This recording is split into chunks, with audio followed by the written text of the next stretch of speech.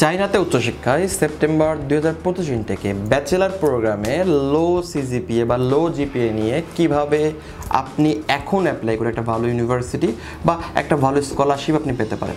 আমরা জানি চায়নাতে আমরা ব্যাচেলার প্রোগ্রামের ক্ষেত্রে আমাদের অনেকগুলো কনফিউশন মাথায় আসে বা প্রথমেই যেটা আসে সেটা হলো স্কলারশিপ, যে আমি কেমন স্কলারশিপ পাবো। চায়নাতে কী কী স্কলারশিপ আছে যদি বলি, টিউশন হোস্টেল দুইটাই ফ্রি অথবা মান্থলি স্টাইপেন্ড, যেটা খুবই কম বর্তমানে, বাট টিউশন হোস্টেল ফ্রি এখনও পাওয়া যাচ্ছে। দেন আসবে হচ্ছে টিউশন ফিস ফ্রি, হোস্টেল ফি আপনাকে পেমেন্ট করতে হবে। দেন আসবে টিউশন ও হোস্টেলের 50% স্কলারশিপ আপনি পাবেন, যেখানে ইয়ারলি পেমেন্ট করতে হবে 1,10,000, 1,20,000, 1,30,000, 1,40,000 টাকা। এখন আমাদের শিক্ষার্থী আমরা সবাই স্কলারশিপ চাই, বাট আপনাকে একটু বাস্তবতা বুঝতে হবে যে সব রেজাল্টে সব স্কলারশিপ না। আপনি কিন্তু এটা ভালোভাবে এখন জানেন, আগে জানতেন কি আমি জানি না, বাট এখন কিন্তু বারবার বলা হয় যে চায়নাতে স্কলারশিপ কিন্তু কন্ডিশনাল।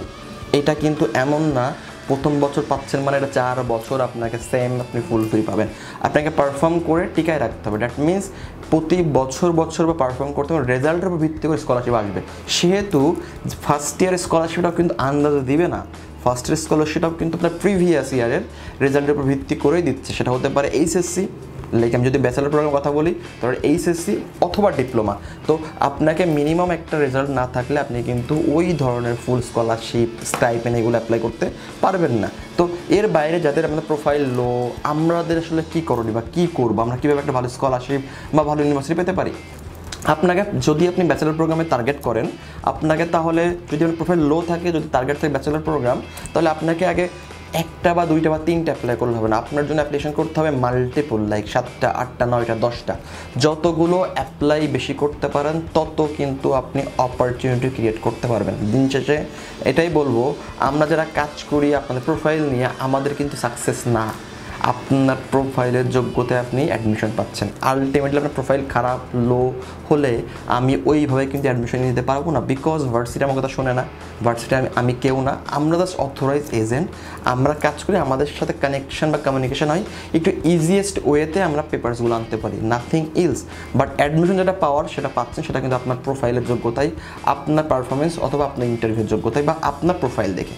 তো যদি লো হয় তাহলে আপনাকে অপশন ক্রিয়েট করতে হবে বেশি, এবং আপনাকে তখন শুধুমাত্র টপ র্যাঙ্ক ভার্সিটিতে আপনার অপশন রাখলে হবে না, বিকজ টপ র্যাঙ্ক ভার্সিটিও কিন্তু টপ র্যাঙ্ক স্টুডেন্ট খুঁজবে বা ভালো কোয়ালিটি স্টুডেন্ট খুঁজবে।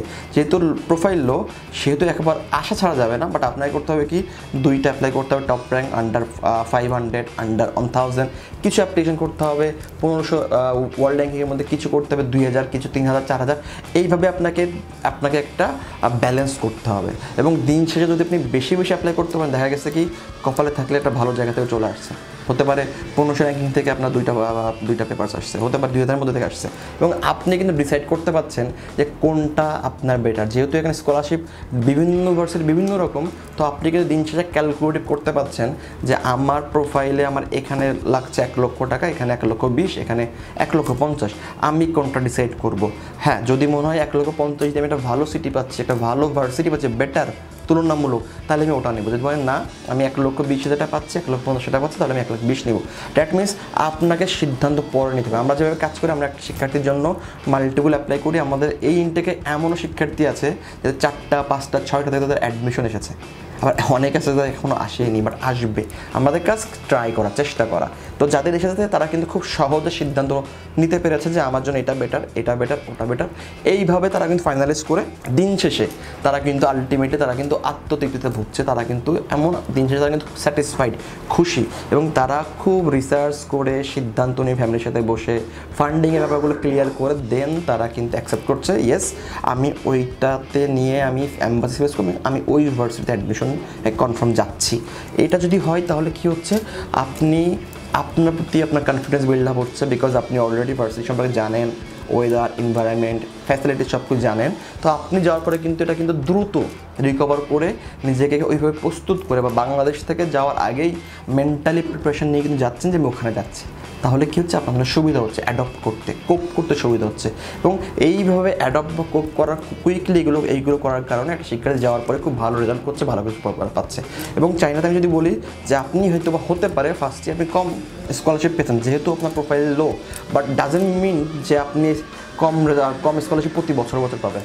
এমনও ভালো ভালো স্কলারশিপ আছে যেখানে ফার্স্ট ইয়ার আপনাকে পেমেন্ট করতে হবে, বাট যদি second year, third year, fourth year চিন্তা করেন তাহলে কিন্তু আপনি পারফরমেন্স করে ওই ফার্স্ট ইয়ারে যাওয়ার পর পারফরমেন্স করে আপনি কিন্তু আপনার স্কলারশিপটা কিন্তু বাড়াইয়ে আপনি কিন্তু ফুল ফিরও করতে পারেন, আপনি কিন্তু টিউশন ফিস ফিরও করতে পারেন। দ্যাট মিনস চায়নাতে এটা আমি সবসময় ভালো বলি, একটা সুস্থ বা একটা হেলদি কম্পিটিশন প্রোভাইড করে, যেখানে প্রত্যেক শিক্ষার্থীর প্রতি বছর সুযোগ থাকে নিজেকে ইমপ্রুভ করা বা নিজেকে শো করা যে ইয়েস আই ক্যান। হতে পারে একটা শিক্ষার্থী এবছর স্কলারশিপ নিয়ে গেছে, সে পড়াশোনা করেনি, সেকেন্ড ইয়ার সে পাবে না। এমন শিক্ষার্থী আছে যে ফার্স্ট ইয়ার স্কলারশিপ পেলো না, বাট সেকেন্ড ইয়ারে সে কিন্তু পেতে পারে। দ্যাট মিনস সবার একটা টার্গেট থাকে যে স্কলারশিপ, পড়াশোনার একটা পরিবেশ থাকে, এনভায়রনমেন্ট থাকে। এইভাবে কিন্তু কাজ করা বা এইভাবে কিন্তু রুলস বা নিয়মের কারণে দেখা গেছে একটা শিক্ষার্থী যারা যে ভালো কিছু করতে পারতো, যেটা বাংলাদেশের অপরচুনিটির তুলনায় ওখানে বেশি। তো যদি এভাবে চিন্তা করেন তাহলে দেখা যাচ্ছে চায়না উচ্চশিক্ষা আপনার জন্য কল্যাণকর কিছু বই আনবে বা আপনার জন্য শুভ হবে। যদি চায়না উচ্চশিক্ষা যদি আপনার কোনো প্রশ্ন থাকে, জানার থাকে, আপনি চাইলে আমাদের অফিসে আসতে পারেন, আমাদের সাথে কথা বলতে পারেন। আমরা ওয়ার্ল্ড কনসালটেন্সি 6 বছর বেশি সময় চায়না ইউনিভার্সিটি স্কলারশিপ নিয়ে কাজ করে আসছি। আশা করি আপনার উচ্চশিক্ষা জার্নি ডব্লিউডব্লিউসির সাথে শুরু হবে। ভালো থাকবেন। আসসালামু আলাইকুম।